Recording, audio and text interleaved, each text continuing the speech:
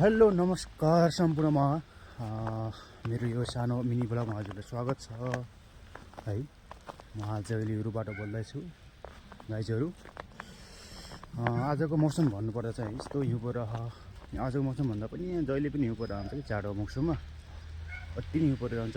घाम लाग्दैन खासै हिउँ परे हुन्छ। घाम कहिले काहीँ मात्र बादललाई पनि पानी पर्ने हिउँ पर्ने हुन्छ। हेर्नु जताततै हिउँ छ हेर्नु। अरू यस्ता बुट्यान रुखहरू पनि है पात झरेर पुरै चिसोले पुरै सुकेको दाउरा जस्तो हुन्छ क्या। पातै हुँदैन कि जाडो मौसममा। सिधै यो गर्मीमा चाहिँ हरियाली हुन्छ पलाउँछ होइन। यो चिसो मौसममा चाहिँ एकदम पात झरेर होइन सिक्री हुन्छ क्या। पातै हुँदैन। अनि यस्तो हिउँ पुरै जम्ने चिसोले होला नि त। यस्तो हुन्छ जताततै हिउँ छ है हेर्नु। घर पनि सेतै छ हेर्नु है। अब बाटो पनि अब त्यस्तै छ। पर्दैछ कति पर्ने हो हिउँ अझै। यस्तै परिराख्ने हो नि हिउँ त हजुर। अब बाटो पनि पलाएको हुन्छ है। हिँड्न पनि गाह्रो हुन्छ नि त। चिसो एकदम चिसो हुन्छ। बाहिर यसो काम पर्दा मिनी मार्केटहरू जाँदा पनि अति नै गाह्रो हुन्छ। एकदम चिसो छ। तपाईँहरू पनि अब युरोपतिर आउने हुनुहुन्छ भने यो जाडो चिसो मौसममा यो चाहिँ मेनली यो डिसेम्बर जनवरी फेब्रुअरीतिर एकदमै हिउँ पर्छ क्या। अति नै हिउँ पर्छ। अनि तपाईँ यदि आउँदै हुनुहुन्छ भने युरोपतिर कपडाहरू चाहिँ तातो कपडा न्यानो कपडाहरू लिन नबिर्सनु होला है। म यही भन्न चाहन्छु साथीभाइहरूलाई। चिसो उतै नै हुन्छ। त्यही हो आफ्नो सेफ्टीको लागि चाहिँ कपडाहरू ल्याउनु चाहिँ नभुल्नु होला। गर्मी नै हुन्छ। चिसोमा त एकदमै चिसो हुन्छ क्या तापनि। त्यही नै हो। हिउँ परिरह रातिबाट परेर रहेछ अनि घरिया परेछ। अझ के धेरै परिरहेछ हेर्नु गाइजहरू। अझै पर्दैछ क्या। पानी वर्षे जस्तो बर्सिरहन्छ हिउँ पनि पुरै के यस्तो पानी परे जस्तो हुन्छ नि बर्सिरह। यही नै हो है। म त यस्तो कपमा चाहिँ हिउँ लिएर खान लाग्यो है गाइजहरू। त्यसै गर्न लाग्यो यस्तै कपै भरेछ कि मैले बाहिर राखेँ एकछिनमै कप भरिदियो कि ठ्याक्कै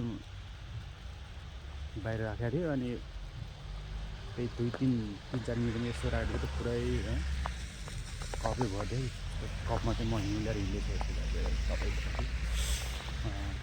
त्यही नै हो। हिउँ छ। अब वातावरण एकदम जनजीवन एकदमै चिसो हुन्छ क्या यहाँको। अब हेर्नु रुखहरू हेर्नु पुरै पात पनि हुँदैन। मान्छेहरू पनि बाहिर निस्किँदैन खासै चिसोमा। घरभित्रै बस्छ क्या। यसो बेला मार्केटहरू निस्किनु पर्दा नि पुरै गाडीमा हिँड्छ नि त यहाँको मान्छे। त्यस्तो खुट्टाले हिँड्दैन क्या यो चिसो मौसममा। अब हामी चाहिँ नेपाली काम गर्न आएको मान्छे चाहिँ हिँड्नुपर्छ होइन। किनकि गाह्रो हुन्छ नि त। अब यस्तो हिउँ परिराख्ने त एकदमै गाह्रो हुन्छ हामीलाई। काम गर्दा पनि हिँड्नुपर्छ होइन। त्यही नै हो।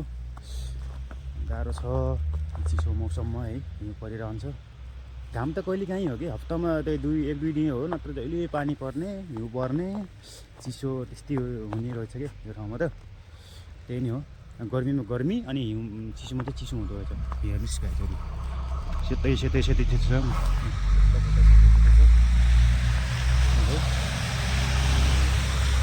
Okay thank you so much. सानो मिनी ब्लगबाट सानो थोरै यो इन्फर्मेसन चाहिँ तपाईँले दिनु खोजेको छु।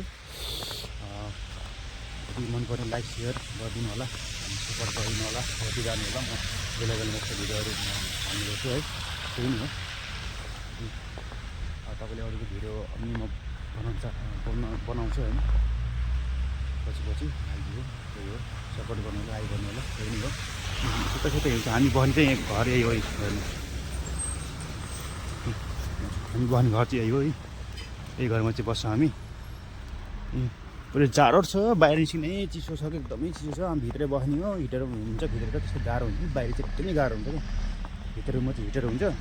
त्यस्तो जाडो महसुस हुँदैन।